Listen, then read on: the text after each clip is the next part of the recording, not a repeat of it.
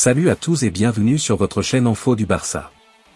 Voici une toute nouvelle vidéo dans laquelle nous allons parler de les dernières infos du Barça. Voici les grands points nous allons développer. Premièrement, la réaction de Lamine Yamal qui divise les supporters. Ensuite, le Barça tenté par une signature de Leroy Sané pour 0 million. Et, le Barça veut déjà recruter un autre gardien. Et d'autres infos du Barça. Je vous explique tous dans quelques secondes. Donc, restez juste qu'à la fin de la vidéo pour ne rien manquer. Mais avant tout, abonne-toi si c'est la toute première fois que tu nous suis sur cette chaîne, et activez la notification afin d'être à la une de toutes nos vidéos d'actualité comme celle-ci, donc n'hésite pas à lâcher un gros pouce bleu et quitter votre commentaire. Si c'est fait les amis, on y va. Le Barça en grande forme face à Alaves, Robert Lewandowski inscrit un triplé. Battu sur la pelouse d'Osasuna la semaine passée, le FC Barcelone avait à cœur de retrouver la voie du succès en championnat, ce dimanche sur la pelouse d'Alaves. Les joueurs de Hansi Flick y sont parvenus, sans trop de difficultés, grâce à un Robert Lewandowski qui a marqué un triplé en moins d'une demi-heure. Le Barça reprend 3 longueurs d'avance sur le Real Madrid et passera la trêve internationale en tête. Alaves reste dans le ventre mou. Le show du Polonais a vite démarré, sur un coup franc merveilleusement botté par Rafinha, l'avant-centre a placé un coup de casque imparable 0-1, 7e minute. On prend les mêmes et on recommence 15 minutes plus tard, avec une deuxième passe décisive pour le Brésilien au bout d'une contre-attaque, conclue sans problème par Lewandowski 0-2, 22e minute. Le meilleur buteur de Liga était insatiable et ne s'est pas arrêté là, après un magnifique ballon donné par Eric Garcia, étonnamment positionné haut sur le pré, Lewandowski a croisé une frappe difficile et trompé Antonio Silva, décidément aux fraises 0-3, 32e minute. Alaves a bien cru se donner un peu d'espoir avant la pause, avec une réduction de l'écart signée Tony Martinez. Mais finalement annulé pour une position de hors-jeu 45e minute. Le second acte a par la suite été relativement plus calme, même si les locaux ont connu une nouvelle fausse joie, avec un autre but en position illicite, de la part de Santiago Mourinho 85e minute. 8 matchs, 10 buts, on est bien sûr qu'il a 36 ans. L'autre information. L'hécatombe de blessures se poursuit au Barça avec Ferran Torres. Sur la pelouse d'Alaves, Ferran Torres est sorti dès les premières minutes, en boitant et en se tenant l'ischio-jambier droit. Une nouvelle future absence pour le Barça et Hansi Flick, qui doit déjà faire face à de nombreuses blessures en ce début de saison. La malédiction se poursuit. Sur la pelouse d'Alaves ce dimanche, le FC Barcelone pouvait compter sur un retour important. Celui de Frenkie de Jong, qui n'avait plus figuré dans le groupe catalan en Liga depuis le Classico, le 21 avril dernier. Si de nombreux milieux de terrain blessés sont proches de faire leur réapparition, l'infirmerie s'est à nouveau remplie. Dès la 5e minute, c'est Ferran Torres qui a été obligé de s'asseoir. Une fois le jeu arrêté par Ortiz, arbitre de la rencontre, l'ailier espagnol s'est relevé en se tenant l'ischio-jambier droit.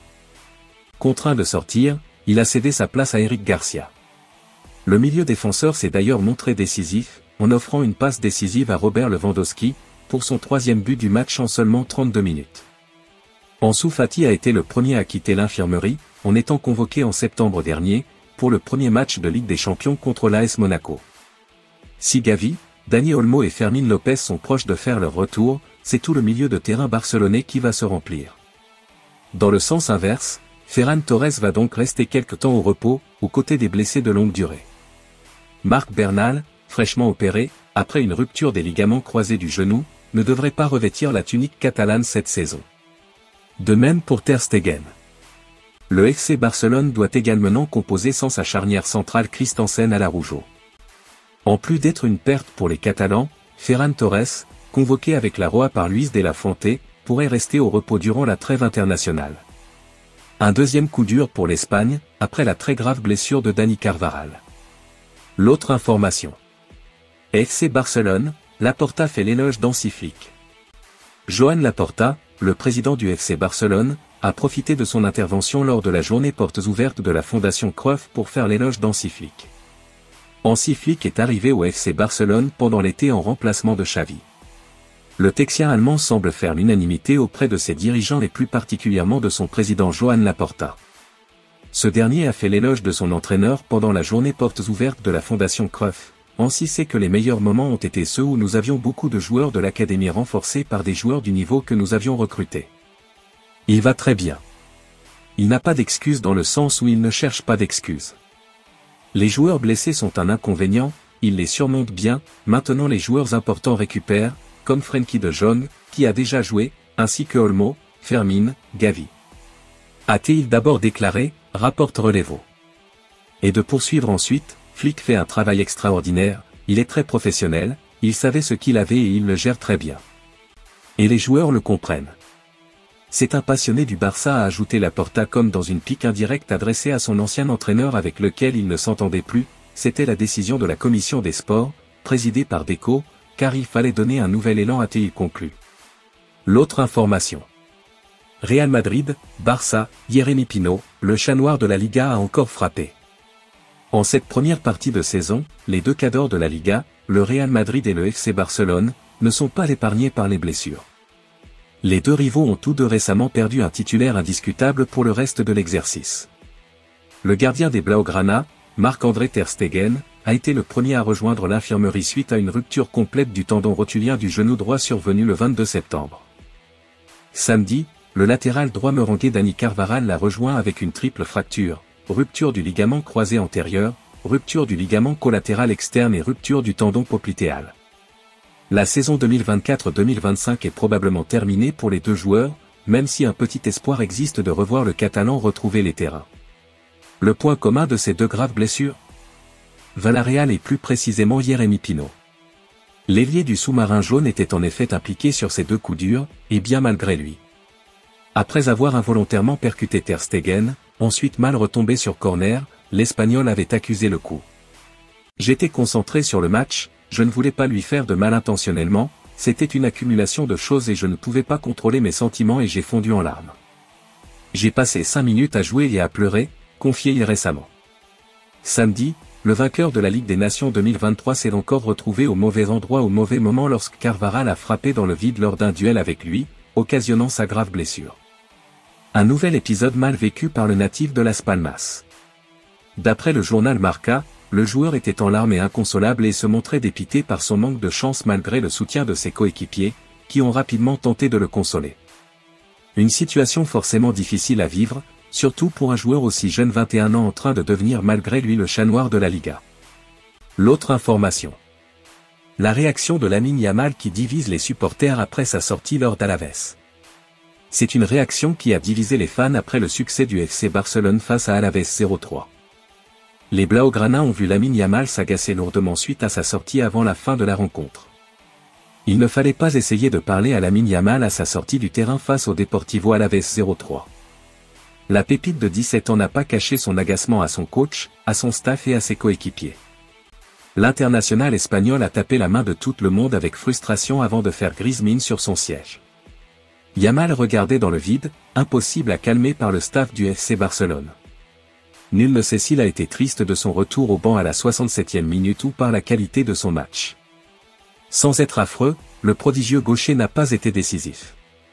Dans le rang des supporters, cette réaction divise. Certains y voient de la personnalité avec une détermination sans faille à se rendre indispensable. Il veut participer à chaque match en entier et performer au plus haut niveau. D'autres s'interrogent sur sa mentalité, surtout que sa formation menait largement et que Yamal a beaucoup enchaîné dernièrement à 17 ans seulement. De plus, sa sortie a permis à Ansu Fati de reprendre du rythme, lui qui a enchaîné les pépins. La réponse est sûrement entre les deux et son jeune âge l'amène forcément à des coups de sang malvenus. Mieux vaut ne pas lui en tenir rigueur. L'autre information. Mercato, le Barça tenté par une signature de Leroy Sané pour 0 million. Disposant toujours de moyens financiers limités, le FC Barcelone a prévu de se placer sur le marché des joueurs libres lors de la prochaine intersaison. Après Jonathan David, c'est Leroy Sané qui serait suivi par les dirigeants catalans en vue d'une signature à l'été 2025. Malgré une attaque qui tourne à plein régime, comme on a encore pu le voir ce dimanche sur la pelouse d'Alaves 0-3, le Barça compte bien renforcer son secteur offensif l'été prochain, en profitant des fins de contrat. Ainsi, Jonathan David serait tout en haut de la short-list des dirigeants catalans comme nous le relayons samedi soir, mais l'international canadien ne serait pas le seul joueur libre ciblé par l'actuel leader de Liga. En effet, si l'on en croit les révélations de Relevo, Leroy Sané figure également dans les petits papiers de l'état-major barcelonais. L'international allemand 65 sélections, arrive au bout de son bail avec le Bayern Munich. malgré des rumeurs concernant une éventuelle prolongation ces derniers mois, l'ancien joueur de Manchester City n'a toujours rien signé et la possibilité de le voir quitter la Bavière libre prend de l'ampleur. Depuis qu'il est revenu de blessure début septembre, le natif d'Essen n'a pas été titularisé une seule fois par Vincent Kompany. Ce dimanche il est même resté cloué sur le banc de touche lors du déplacement à l'Eintracht Francfort. L'autre information. Le Barça veut déjà recruter un autre gardien. Malgré la récente arrivée de Wojciech Szczęsny, le Barça veut recruter un nouveau gardien de but pour préparer la succession de Marc-André ter Stegen. Marcin Bulka, le portier de l'OGC Nice, serait ainsi sur les tablettes des dirigeants barcelonais. Susceptible de quitter les rangs de l'OGC Nice à l'issue de la saison en cours, Marcin Bulka pourrait faire le grand saut en rejoignant le FC Barcelone. Tandis que Wojciech Szczęsny a fait son retour dans le monde du football en s'engageant avec le club espagnol, un autre dossier brûle dans les coulisses des Blaugrana, la succession de Marc-André ter Stegen. Gravement blessé au genou, le portier allemand est incertain pour plusieurs mois, ce qui pousse les dirigeants barcelonais à se renforcer au poste de gardien. Parmi les noms circulants, celui de Marcin Bulka revient avec insistance, selon les informations du journal Sport. L'international polonais de 25 ans, qui a déjà fait ses preuves en Ligue 1 avec l'OGC Nice, a clairement exprimé son désir de quitter le club azuréen en fin de saison. Son profil, alliant jeunesse, expérience et potentiel, séduit les recruteurs barcelonais. Cependant, les Aiglons ne comptent pas laisser filer leur gardien aussi facilement et multiplient les offres afin de le convaincre de rester sur la Côte d'Azur. Arrivé en août 2021 en provenance du Paris Saint-Germain, Marcin Bulka est devenu un élément incontournable de l'OGC Nice. Ses performances, notamment lors du match face au RC Lens, ont confirmé son importance dans les cages de l'OGC Nice. Alors que le contrat du gardien formé à Chelsea se termine en juin 2026, Jean-Pierre River, le président du club niçois, souhaite vivement le conserver.